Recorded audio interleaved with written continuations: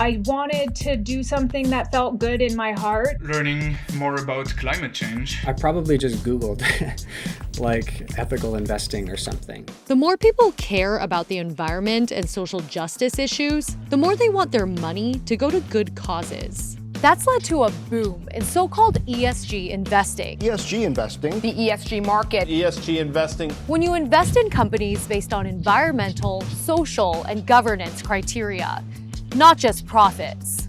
If you invested in ESG funds in 2020, you probably did better than if you stuck to non-ESG funds. Funds, like ETFs or index funds, are baskets of securities that diversify risk. But many of the best performing and most popular ESG funds hold stocks that some investors find confusing. You might be surprised to see some oil stocks. Companies like Coca-Cola or Pepsi, Facebook, Amazon, Nestle, Nike. According to the former CIO of sustainable investing at BlackRock, sustainable investing boils down to little more than marketing hype, PR spin, and disingenuous promises from the investment community. If these issues are important to you and you care about them, make sure that the ESG fund is actually doing what it says it is. Here's how to make sure you're doing good for the planet and for your portfolio.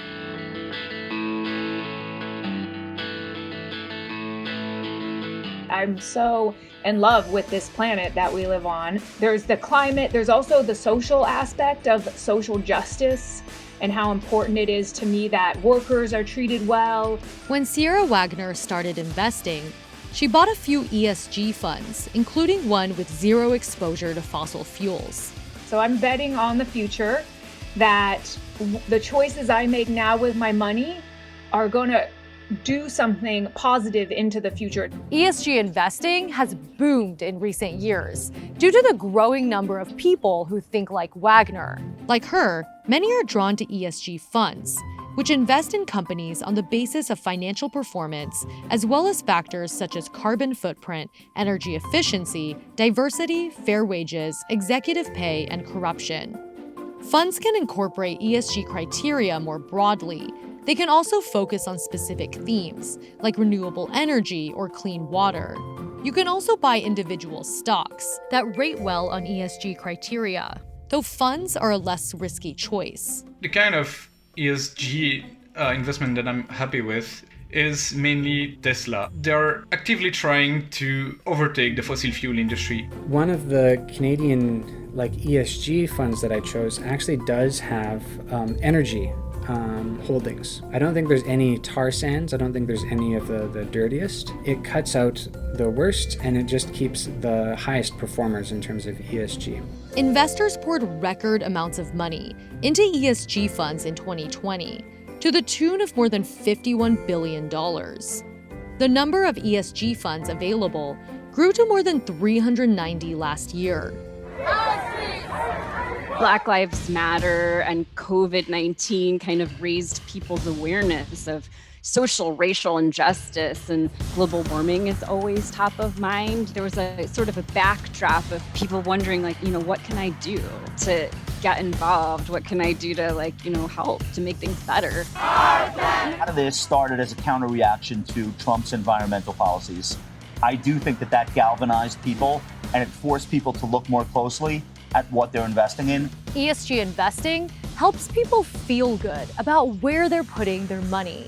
I do think ESG investing helps make the world a better place for everyone. We're all in this together. Some experts say that might be an illusion, and ESG investing is delaying true progress on important ESG issues. ESG, real or marketing? It's a complete fraud. It matters very little and it creates little social impact. But what it is doing is creating a giant societal placebo. It's lowering the chances that we're actually going to have any kind of regulatory reform. And I think that that's irresponsible. We're 13 years after the financial crisis. We're decades after we've known that climate change is the greatest market failure in history. This is kind of like giving a wheatgrass to a cancer patient, right? The world is suffering from the growth of climate change and other ills. And, wheatgrass is a nicely marketed idea, but there's no reason to believe that it'll help stop the cancer. Fancy says in a recent op-ed that ESG investing does little more in the world than help fund managers make more money. In response, other experts say ESG investing is Wall Street's way of doing what it can to contribute to what should be a multi-pronged fight against the world's biggest problems. They say regulatory reform is a must, but that doesn't mean as an individual, you shouldn't do what you can, whether that's taking public transportation instead of driving or investing in companies that are more sustainable than others. And experts say it's important to keep in mind that ESG investing is at its core about seeking financial returns. But that doesn't mean you can't allocate your money to companies you believe are doing the right thing. Of course, it's investment first, right? Of course, it's the financials first, but it doesn't mean that you have to leave your values, at the door. Like you really can actually also have this alignment with where you'd like to see the world be. ESG investing involves balancing your vision for the world with your vision for your portfolio. Sometimes these are clashing interests, and that's been a source of controversy. People write to me and say, why is ExxonMobil in this ESG ETF? And I said, well, if you want to exclude that consciously energy, fine. But if you want to include the best energy company that's doing the least damage to the environment. You will never be able to please 100% of the people. I think the important thing is to say, look, this is where I draw my line in the sand. I'm conscious of the environment, but I can't have zero exposure to energy. And there's not enough market cap in solar. Right. So I'm going to have some natural gas companies that I think have a good record on taking care of their environmental responsibilities. You have to decide what is a livable, workable portfolio. Many ESG funds include controversial names because they're designed to look like and perform like the broader market. Using what's called an ESG integrative approach, these funds have gained the most traction because they're highly diversified and less risky from a financial perspective. You are basically getting similar sector and geographic exposures as you would from a broad market portfolio, but you're just holding the higher ESG rated names in those sectors. So they have tended to perform similarly or better than their benchmarks over many years. Funds that practically exclude whole industries due to stricter ethical criteria can be riskier because they're less diversified. Think thematic funds that focus on a specific cause, like clean water or renewable energy.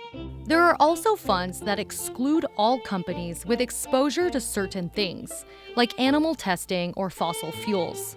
Theoretically, that means that you could gain a lot in some cycles and you could lose a lot in some cycles. It's up to you to make sure your investments align with your ethics, financial goals, and risk tolerance. At the end of the day, ESG investments are just that, investments. Diversification is the name of the game.